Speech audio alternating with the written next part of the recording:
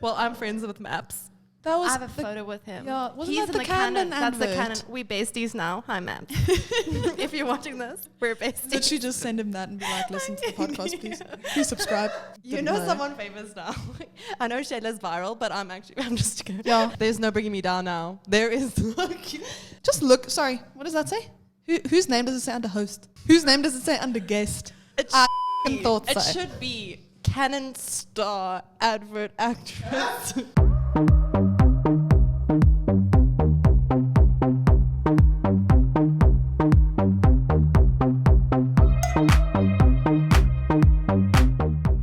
Hi everyone, welcome to this episode of the 4Words podcast. Today I'm joined by a particularly special guest. She's the second new addition to the full-time team over the past month. Welcome, Karla. Hi guys, I'm Karla Muller, and I'm the new content creator. Yes, she is a content manager at full-time. So not only does she create her own content for our clients or for ad hoc gigs, she essentially manages a lot of our onboard content creators. So she will, manage quality of output. She'll plan and manage content creation sessions. She'll also come up with idea generation and all of that type of good stuff. Yeah, so basically anything that has to do with content, I manage. Anything to do in the content creation pipeline, she touches. So Karla, give us a bit of a background into, your experience in the creative industry. I think your experience is really, really interesting because it's going to sound weird, but I've never met someone with experience similar to yours. Ooh. And I think it's because, explain it and everyone will probably understand what I'm saying. Because I'm original. I mean, sure. I think it has something to do with the fact that she's also an actress. Yes, so that is actually the only reason. Yes, go a bit more in depth there. I studied drama. I've done film. I've done theatre. Then I also go into photography. So kind of behind and in front of the camera and on stage, basically anything that has to do with creating literally anything content. that has to do with the limelight. We're going to delve into today's topic in a second, but I think from an acting perspective, I would love to know the story of how you got into, what was your first acting job within the South African acting industry? Because I have no idea how you even get in there, at all. So it was a very low paying job, but I was exposure. Before I knew exposure doesn't help. So I did. Exposure doesn't pay the bills. I did a music video and I ended up being the lead in the music video, and it was really they just threw me into the deep end. It was physical, as all the cameras were there, everything. So you learn a lot that day. And since then I'm I joined an agency and I've done so many different adverts and as extras, as the main lead, as they call it. So your roles have definitely differed. Definitely. Yeah. I mean, and can I ask who the artist was? Whose music video you were in? Can you remember? It wasn't anyone famous. Not as of that time. Yeah, but that's maybe they've popped off. But I have just worked with Maps. Wanya. I have a photo with him. Yeah, wasn't He's that the Canon advert? That's the Canon. We besties now. Hi, Maps. If you're watching this, we're besties. Did she just send him that and be like, listen to the podcast, please? Please subscribe. So yeah, that's how I got into it. Yes. And then I've always been interested in photography. My family's in photography. So I just got in there and just started freelancing, just on massively. the side. Yeah. And I mean, that's how we actually started working together. She shot at one of our clients' events. And we just were the content was great. Would you ever be interested in joining our agency team? And here you are. So today we will be chatting about UGC, which is user-generated content. We're going to cover what UGC is. We're going to talk about where does it come from, where did it originate from, and why has it grown in popularity per se. And then finally, we're going to give you 5 key reasons why it's important for you as a brand, for you as a business, and why it's important for you as a content creator to potentially look at expanding into that as a service offering. So UGC, like we just said, is user-generated content. It's brand-specific, authentic, original content. However, it is sponsored and paid for. Yes, 100%. I think that's the biggest differentiator. A lot of times people kind of think that it's we'll talk about this concept of a service exchange, which I think 100% has a time and place. But at the end of the day, it is about being paid as a creator to create content. And also I think people get confused between influencing and UGC. So the difference there, that's very simple, is that when we pay an influencer, we pay for their community, their followers. where if we create UGC, we give it to that brand and that brand shows it to their community. Yes. So it's on their platforms, their socials. It's not on your personal ones. That's a big thing. So now that we've covered a quick broad introduction of what UGC is, where does UGC come from? So it actually came from loyal customers. So it comes from a few places. Originally it was customers, brand loyalists, and your employers.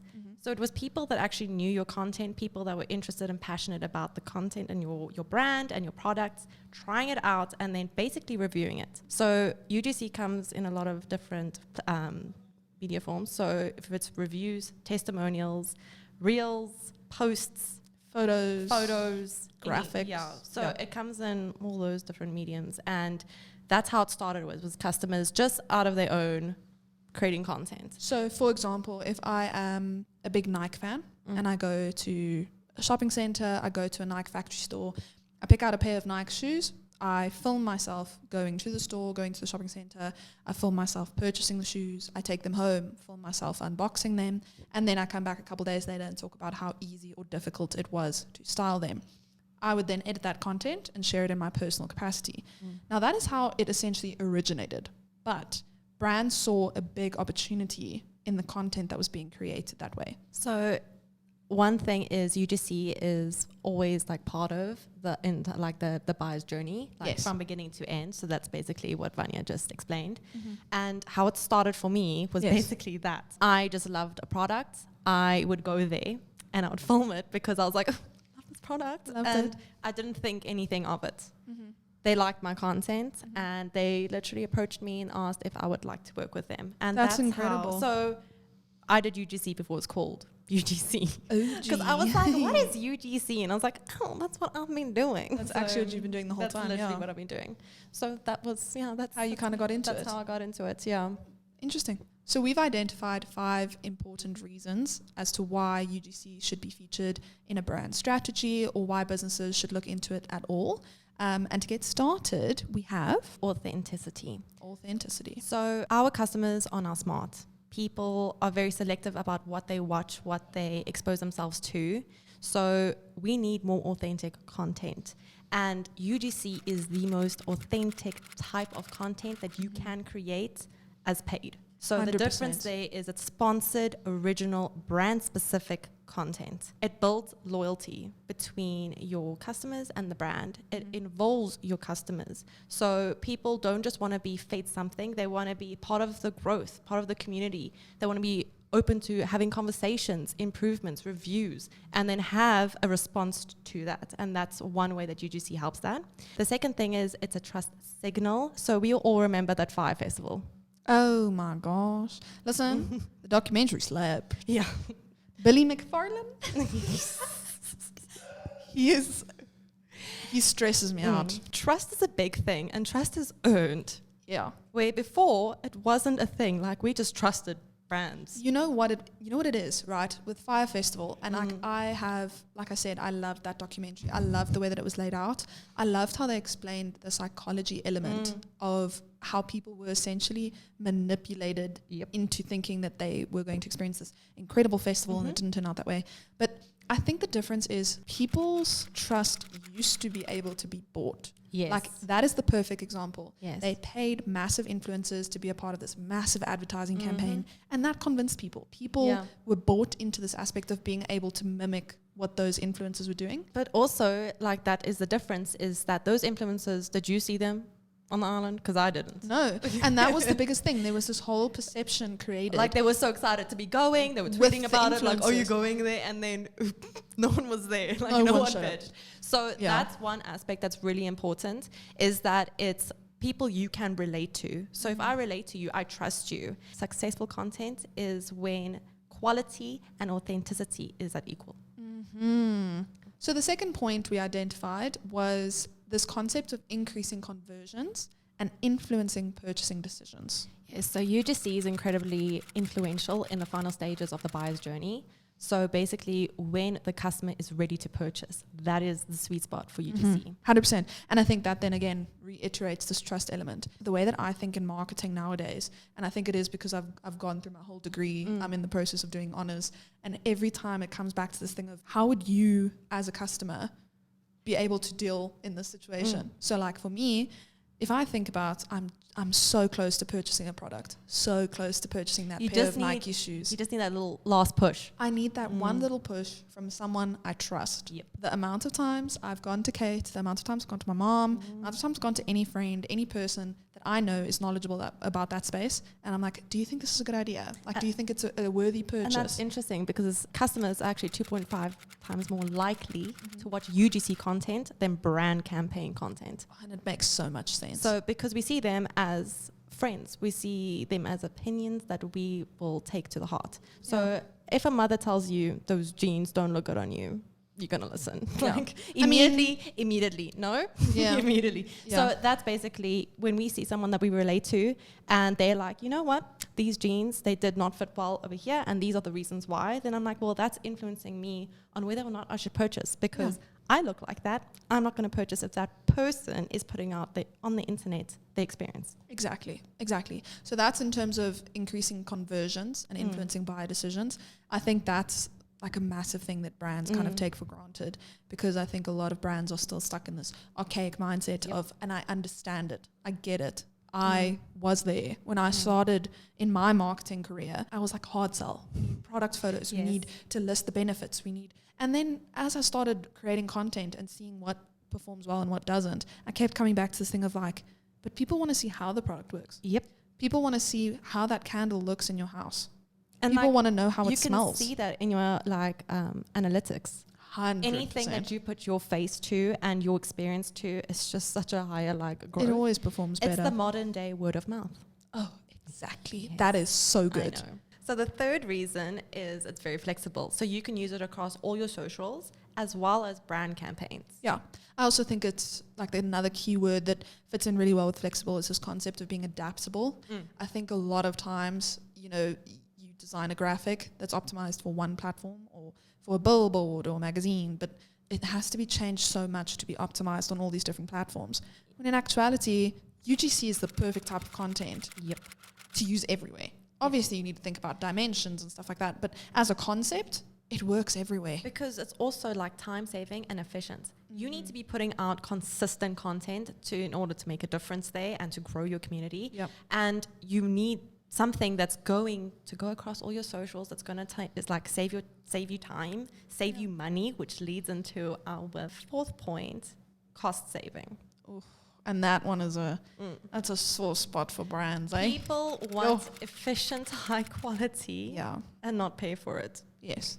And I also think there's a very common misconception around content creation, specifically videos. People think it has to be this intense production, which in all actuality will cost you a lot of money. You are not only paying for the final product there, you are paying for the planning, the project management, the scheduling, you're paying for the people's faces who are in it, you're paying for the commercial rights to use that type of production material everywhere. And UGC takes a lot more, leading into our previous point, that flexible approach to costing. You are able to say, I only want 2 UGC styled videos that are optimized for Instagram and TikTok per month from this and this agency, and that's it. And it's so much more affordable, which is great for smaller businesses and smaller brands trying to build up a social media presence and build off of that into all of their other marketing channels. So one important aspect as well is that influencer marketing will be a lot of money given into one type of video, one type of campaign. You need to be consistent in your posts. That's why UGC can also be very, very, very, very cost saving. Yeah. Explain that a bit more. So is it a comparison of if you pay an influencer to create content, that has to be kind of like a consistent presence, whereas if you invest in creating UGC for your own brand, you are kind of in control of making that consistent? Yeah, so say now you have a budget, right, that you want to create reels and all that, and you pay an influencer and they give you 2 videos for the month. There goes your budget. There goes all your money on 2 reels, and then no one else sees you on your socials again. Yeah. Where UGC, you can have different packages, and that's something that we do have, is that you have your packages dependent on your budget. Which is a great way to go about it, I think. Yes. And it's also the type of videos. Now, an influencer will give you 1 or 2 types of videos because that's their brand. You're paying for the influencer, you're paying for their face, you're paying for their followers. Where UGC, take that brand, bringing back to brand specific content. It's not about the influencer, it's about the brand, showing off the brand, but also being honest and authentic in doing so. Love it. And then the final point 5, is it works in perfect harmony with this concept of social commerce. So if you have to unpack, firstly, let's start with what is social commerce. So social commerce is basically making shopping much easier online. It is the futuristic way of buying things. When you're shopping, don't you hate it that you have to go through 6 different pages and layers of giving your information, and then you go to the next page and they're like, oh, by the way, can you please add? And then you have to go to a different website, and then that takes you to a landing page of when you can finally pay. And by the time that you get to the 4th page, you're like, I think I don't want to buy this anymore. It's not worth it. I don't want to do this anymore. So majority of people actually have an account connected to their socials. So when, say now, I'm busy doing a video, and I say this paper is amazing, and I'm explaining why I use a certain type of paper, and you're like, cool, I'm going to try that paper. You click on that little shop icon, takes you directly to pay, and that's it. And you're done. You've and purchased. You're done. So it's much easier, and that's also where the conversion rate of UGC comes from, because people forget how important that final journey is. Yeah, they really do. Like I said, a lot of brand owners are struggling with that A to Z journey. They get from like A to G, and then like that last part is kind of where it falls off, which is a lot of times what happens with influencers, because people will engage with the influencers' content because they like the influencers, but then not particularly go through all the way to purchasing a product because there's something wrong on the brand side. Yeah. Like the brand socials don't look as trustworthy as they need to be for an online conversion, or the website isn't laid out nicely, or it's difficult to find the product they're looking for. And that's like an easy tip for small businesses. Don't make the process so hard for your customers. Make it easy and very quick. Very optimize quick. And shorten that window. And if you no longer have the capacity, look into outsourcing to service providers that are specialists in that. That is the key thing that we've realized as a business owner. You do not need to be a specialist in everything. You can't do it all. It's impossible. I am not a website specialist in terms of coding. I cannot code software. That's not something I'm going to force myself to do in my own business. Yeah. If I want to pursue something like that, I will look at a service provider who's a specialist there. Not only am I going to trust that they're going to do it well and it's going to be done on time, but I'm also going to free up more time to focus on what we like to call revenue generating services, which is key in building a business, especially from the small to medium to large size. So to sum up what we spoke about today on the podcast, we covered what is UGC, we covered where UGC comes from and where it stems from, and then we covered 5 important reasons that you should utilize it as a brand or business. Which are authenticity, increased conversion rates, adaptable and flexible, more cost effective, and works in harmony with social commerce. If you have any questions about UGC or would like to, start a little debate, please do comment down below. If you are a business that is looking to invest in UGC content and would like to know a bit more information, please do pop us an email. We would love to chat. It is something that we're expanding quite heavily in our business. We've seen a lot of success in it for a lot of the brands that we've worked with. Karla, thank you so much for joining me. Thank you for having me. Welcome to the team. Yay! We're very excited to have such content experts joining the team. It's a really exciting development to be here. For 4Time. Follow, join the journey, and we will catch you in not only the next episode, but the next season of the 4Words podcast. Oh, so I was the finale. Yeah, I didn't want to tell you that until the end because I knew it would inflate her ego even more. Saving the best for last. So we'll catch you guys in not only the next episode, but the next season of the 4Words podcast. We'll be taking a short break. We'll be bulk producing some great content for you guys, showing all of our beautiful faces and sharing all of the valuable information that we have learned in our careers, and just what's going on in the marketing landscape right now. Please do follow, and we will catch you in the next episode. Bye!